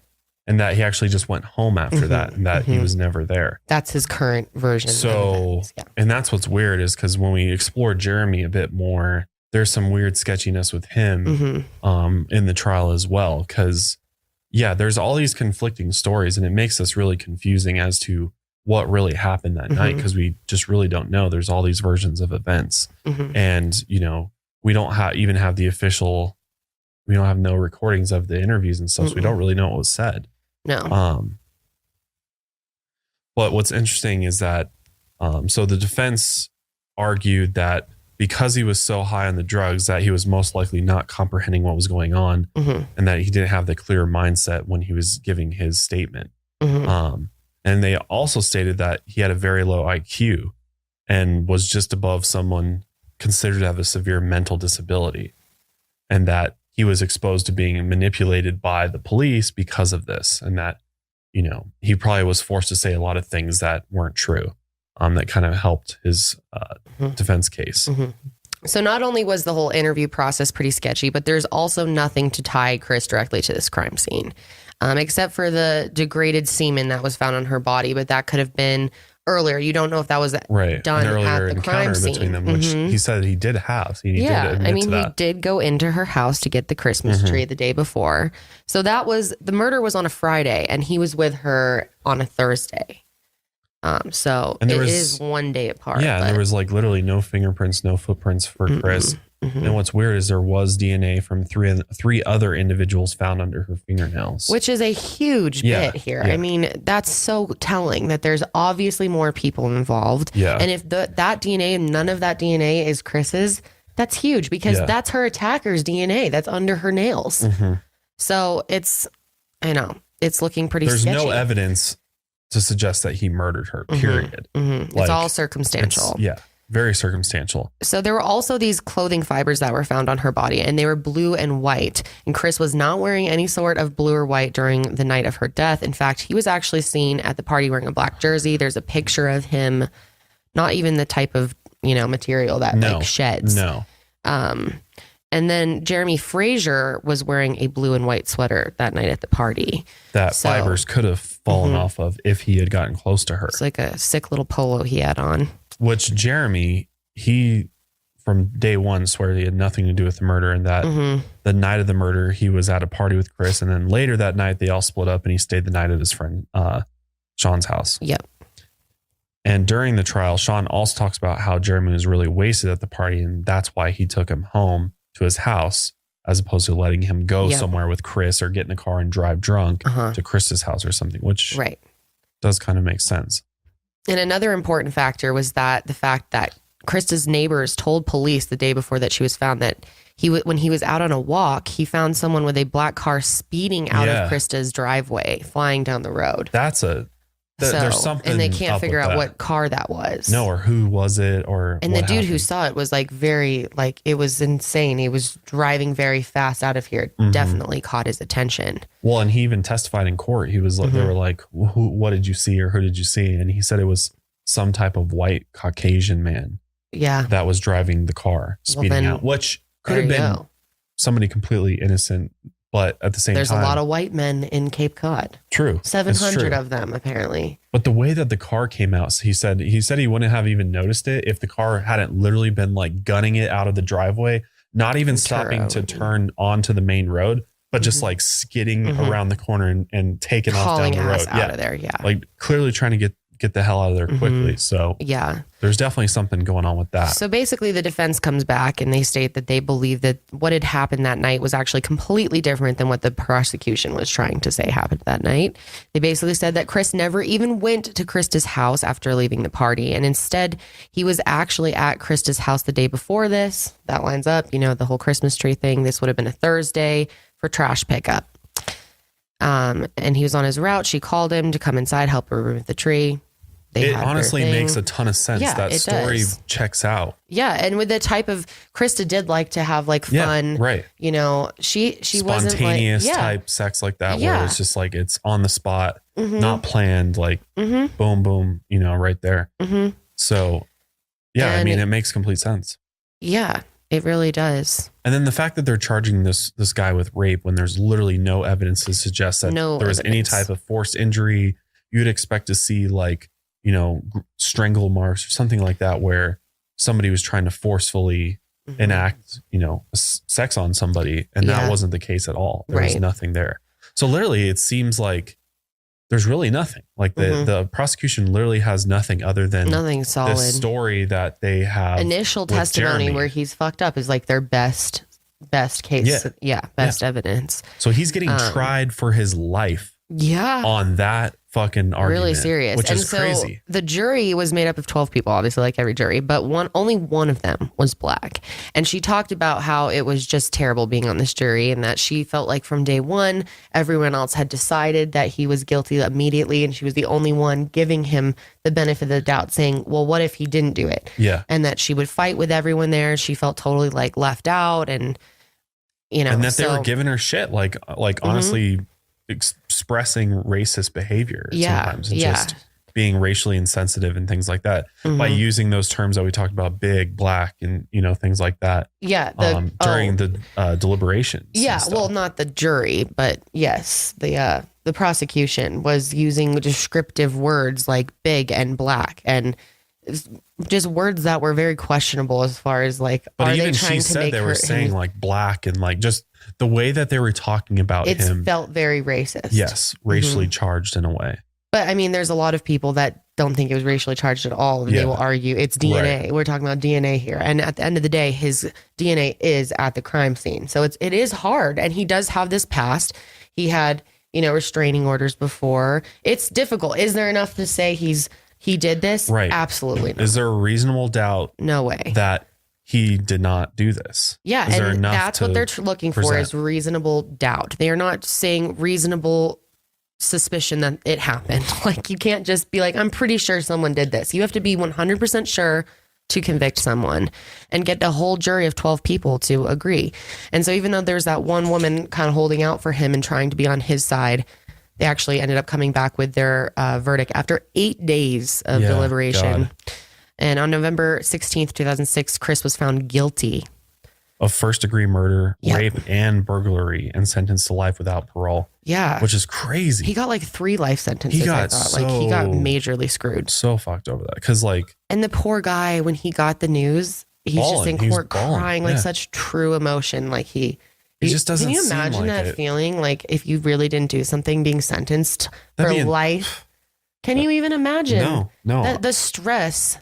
Like oh my gosh, they really just ended your life basically. They just took your entire life away from you, and you had kids. Yeah, and for all we know, he could have been a great friend to Christa, and they could have had a great great relation, or just a great encounter, and whatever, like it was a happy memory for her. Yeah, and if she had seen him like in court, she'd been like, "Oh my God, this is the wrong one. You're on trial for my death." Yeah, because it's not about finding someone to be guilty. It's about finding the actual person who did it, or else you're not getting justice for anybody, And I feel that so many of these, the state system wants to find a suspect and convict them and wrap it up because they're under pressure by the public, having and an unsolved crime. Totally, yeah.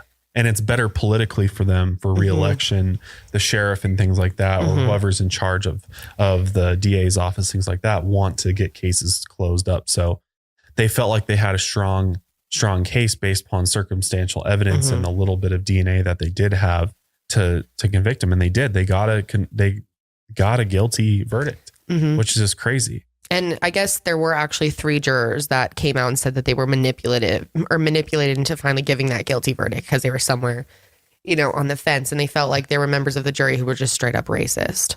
Yeah. And because of this, the defense attorney for Chris was like, we want a hearing about this to see if we can get a new trial and stuff. Yeah, but they wanted to file a motion to talk about race bias in the trial and in the jury. Yeah. The appeal for the new trial, though, got shut down, and the judge decided the verdict would stand in December 2010. It went all the way up to the Massachusetts Supreme Court. Yeah, and they were pointing out things like the fact that they called him scary and big and black. I mean, the fact they called him scary, like as the descriptor, is what the hell? So fucked, yeah. Yeah. So 11 years behind bars, sentenced to life in prison. And what's crazy is he never had like the opportunity to get on the witness stand and tell his version of events. That was the thing, is he wishes he could go back and actually explain like what had happened really clearly. He made the decision not to. And he thought for himself, that it might help his case, which it seemed like based upon the defense that they kind of had a good case against the prosecution to get an acquittal for this, because there really wasn't anything to tie him to murder for sure. So it should have at least been acquitted for that. But they got him on all 3 charges. Just crazy. So actually in 2017, Chris did a phone interview with Sonny Hostin, and apparently the Department of Corrections wouldn't allow a filmed interview to take place like at the jail. So they had to do like a phone interview instead. And in this interview, Chris talks about how one thing led to another when he was at Christa's house and they started kissing, and that's when they ended up having sex. And he says that he was only intimate with Christa that one time, which is key as well, that it wasn't like this ongoing relationship. And that he said he was extremely high off of the drugs and didn't know what was going on at the time. He said he was never even at the house on that Friday night, and that after the party, he just went home. And he says he has no recollection whatsoever of being at her house with Jeremy, and that even though the prosecution says that Chris told them that he and Jeremy were there with her and that Jeremy was the one who killed her, Chris still claims that is not true and that he has never said that. And he says he has no recollection of ever telling the police that Jeremy stabbed her. So all these years, the defense is, so all these years, Chris's legal team has been trying to work on ways to, get him a new trial. And what's interesting is that they actually believe there's potential new evidence that could be found to hopefully lead to a retrial for Chris's case. The defense believes that Jeremy actually had some sort of relationship with the police and that he received special treatment from them. And on the night of the murder, Jeremy actually got a call from the state police at 12:03 a.m., which is super random. Why the hell would the state police be calling Jeremy at that time if he was out partying with Chris that night? Like, that's just so weird that there is a number. And now, of course, the phone records for Jeremy have been destroyed, quote unquote. That's what they're saying when they're trying to get them. But he literally had calls from a state police number. Yeah. And there's this whole conspiracy that there's some weird shit going on with that. Well, basically people think that he was actually like a informant for them for like drug stuff. Yeah. Like helping to bust dealers and stuff. In exchange for that, he got away with murder. Yeah. Which is hard to believe. Doesn't really make any sense, but it is kind of weird.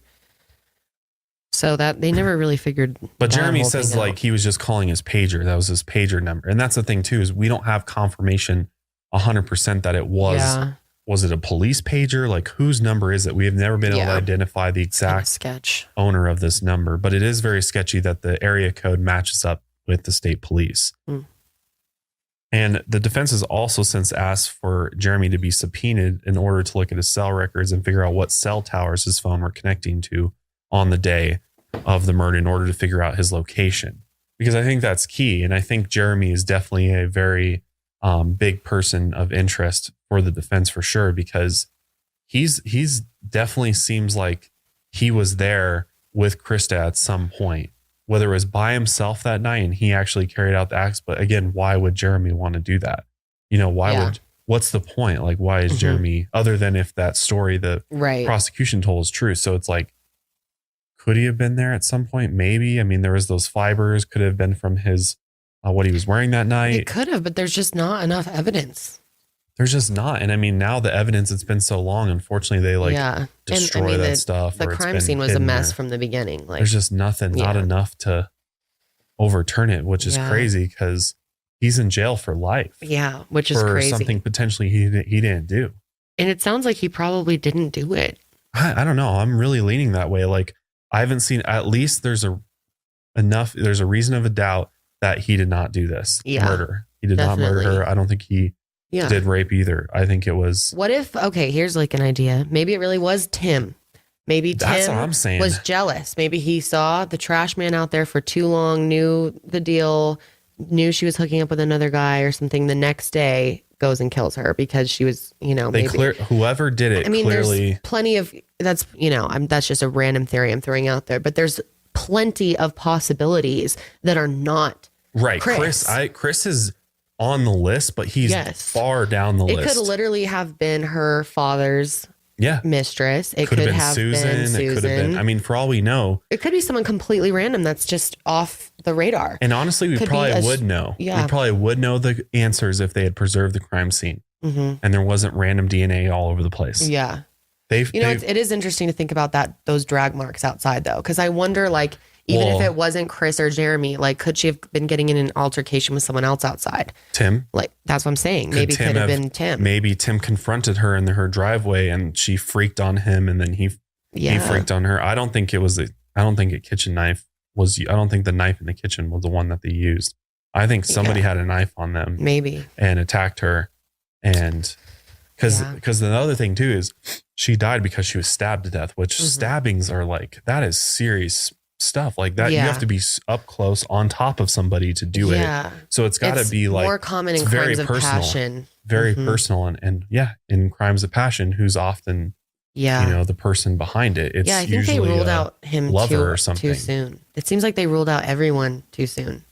Yeah. And then just jumped on Chris immediately. It's insane. Yeah. And whether it was racially motivated or not, I mean, it's just, it's so obvious that there was definitely some bias placed on Chris because of who he was and his circumstance. He fit the mold they were trying to make for their suspect. Yeah. And then they just went with it because they had nothing else. Yeah. Well, I mean, the DNA was there. So that's a big thing. Right. The DNA, they had that, and there was, apparently they didn't find any DNA, or identifiable DNA.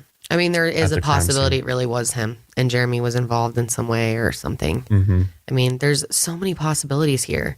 If only Ava could talk, or I mean, she can talk now, obviously, but if only at the time she could have like described it or something. But I don't know the whole knife thing though. And why would Jeremy and Chris just randomly go over there and then just like after that night of having fun and partying just decide yeah, it to seems like like a bit much. Like stab she, someone to death? That doesn't make Yeah, I any don't sense. know. To me, this clearly points to a passionate It does look like that. crime. Tim or does killing seem that like the was most done. likely to me, but I don't know. Because to stab, like literally, they said she was stabbed, so the blade went all the way through her chest and hit Plus, the like his concrete initial thing below. was so it was weird. How he wanted to mad. bring this flashlight back, like that didn't make any sense. And then the 911 call was pretty weird. Like he was pretty shaky on it, and he was like, "I'm pretty sure she's dead." And Yeah, I think he could think have been involved. I'm in the boat of Tim. Yeah, Tim is it definitely raises me enough reasonable doubt for me to And think he's Chris smart, is too. in jail and he shouldn't be, and that's crazy. And Tim was smart enough to figure out how to cover it up and Mhm. say the right things. And, Mhm. you know, why the hell were you bringing a flashlight over randomly like that? Yeah, Who does maybe that? he was like starting to get like super stressed about the fact that he knew Ava was there Yeah. with her and like she had to be found. Like, Yeah. oh my God, she hasn't been found yet. No one's found her yet. I have to like make this happen. I'll just go over there and pretend to have walked in on her. Like it almost seems a little staged, but I don't know. I mean, it's really hard. And It's why hard to would say. Tim's dad say, "Did you do it?" Yeah. That's really weird. I don't Yeah. know anybody. Yeah. that There's no was way like, my parents would have been like, be so like, did you do it? Like, after knowing like one of your No. best friends died, that if they'd be you like, think "Did you that's kill even in your your friend?" character, that's very That's concerning. questionable. I think that there's a lot that Tim isn't saying, and I think that he probably knows more about what happened than They've he's really ever like, said. I mean, ruled him out. It's crazy And people get locked up for shit they didn't do all the time. all the time. And I feel like honestly, Chris likely did not do it, and that Mhm. he's in jail for a crime he didn't commit, which is just insane. His Mhm. whole life's been taken away because, I mean, at the very least, with the way the justice system works, he should not have been convicted. Is he, on and he's working first-degree towards murder. appealing that though. They are trying to. They're gonna try, but like again, he's Mhm. in a really tough spot. This Yeah. Supreme Court of Massachusetts has already shot him down before, Yeah, it's so really hard. the chances are slim. So, It's terrible.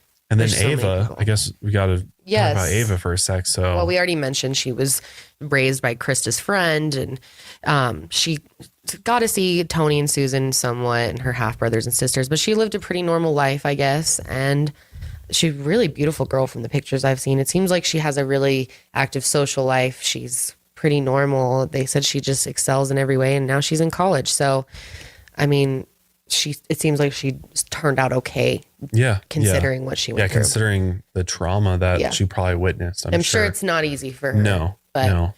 yeah. But I'm glad to hear at least she's like like living a normal life and Yeah. happy, hopefully, and just moving on. leaving this in the past because it's a tragic It's story. really sad. Very sad. So we'll go ahead and wrap it up there today, guys. Hopefully you enjoyed this episode of the Mile Higher Podcast. We've got so many more interesting things coming your way, and hopefully some more guests later this year. We love doing guests. Thanks for being patient with us during the last month. It's been insane, but we are back on track, back on schedule, and we will be back with audio on Mondays and video on Wednesdays. Yep. Be sure to subscribe on YouTube and iTunes and Spotify. But yeah, we'll go ahead and end it there. We'll see you guys next time. Stay safe. And stay woke.